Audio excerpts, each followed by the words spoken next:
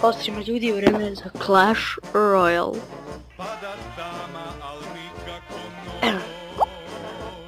Biće malo duže. Hoće će ovo.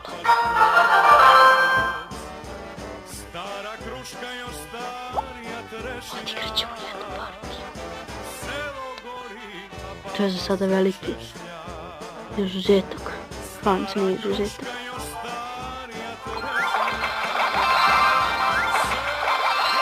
Ček.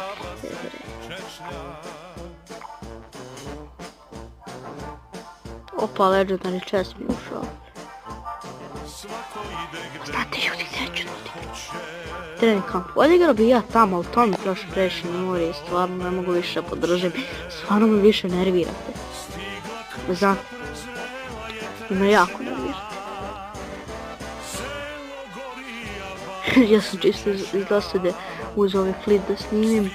Ja sam čovjek, znači ako ste mislili da sam na čudovište, ja nisam čudovište.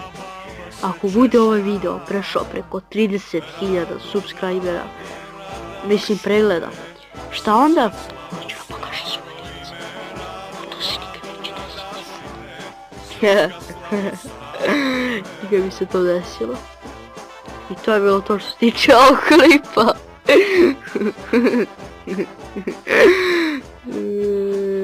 Program za snimanje Fraps na telefonu.